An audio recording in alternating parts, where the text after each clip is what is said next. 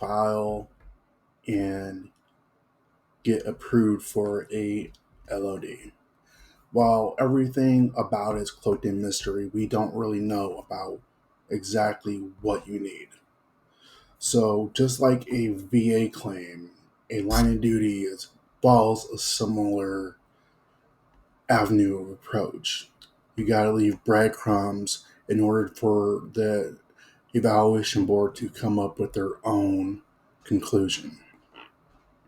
So on active duty, when you file for a line of duty, basically what you need to do is from the time the appearance of the condition started, following all medical notes from your PA, doctors, and everybody else, and follow this breadcrumb to the point where they can actually say, yes, this was caused by duty. But also, on the other note, you also can file a line of duty for conditions that are aggravated by duty.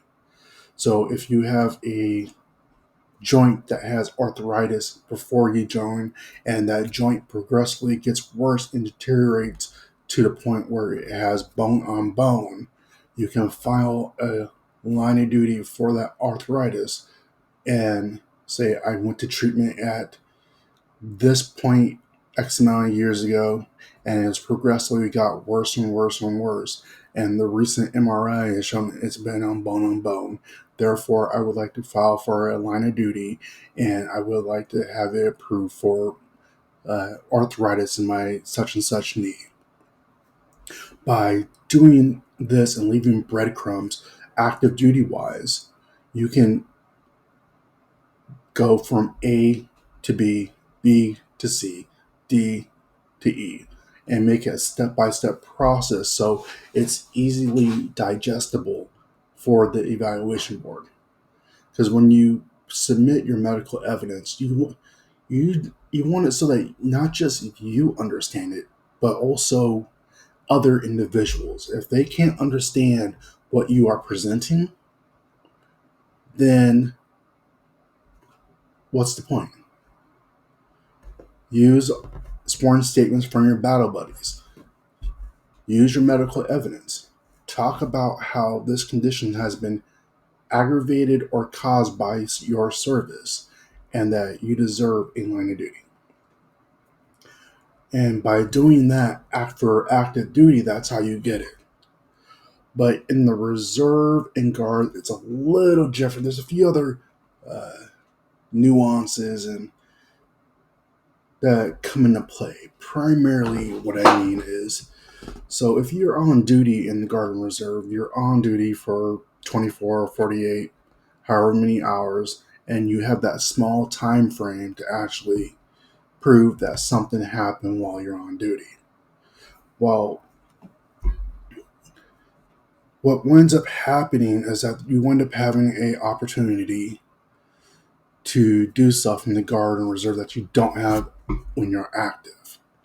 And what you can do is what most service members do when they're in the Guard and Reserve, they actively file for their VA disability. And so they'll go through the process of the VA disability of going through a VSO, filing your claim, going through a CMP exam. VA does their decision. You get your rating. And what does that really entail? Basically, you have had a government department go through and examine every piece of evidence to determine that your condition is service related. The VA did that. Now, if you're in the Guard and Reserve, you can take that information saying, hey, the VA has already service connected this condition and done their own review of it. And therefore, you can take that and take all the medical evidence that you have from your VA disability claim and submit that to the LOD investigation for them to actually look at it, evaluate it, and come up with a line of duty and a DOD rating. Because you'll come across a lot of service members that have a VA rating, but don't have a LOD or a DOD rating. It's interesting stuff, but that's how Guard and Reserves are different. Is that if they have a VA rating, they can use the evidence from the VA rating to file for a line of duty and have a line of duty approved for their VA rated condition.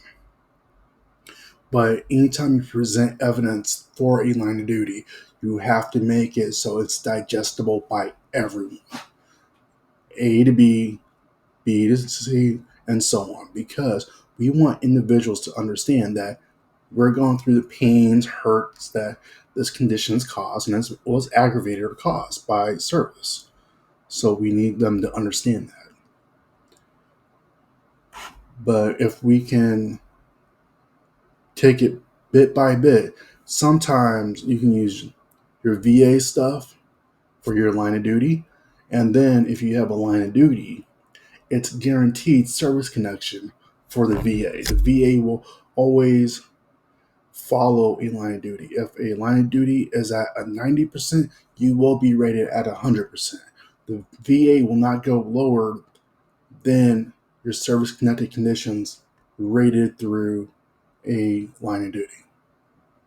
Now, this really comes into play during a med board, but that guarantees service connection for your rating is priceless. DOD rates it, DOD gives it, VA approves it. If the VA approves it, gives you service connection, you can use it backwards and use it for your LOD for DOD service connection. I know it's a lot. I know it's a very different concept, but basically what you're doing is using one government compartment or department for another department. They're not going to step over each other because one government department already did the work. They're just going to agree with it. And it's vice versa. So that's an interesting thing about line of duties and VA service connection. Stick around, check out my channel, and learn a little something more about VA and military service. Thank you for watching the video and check me out.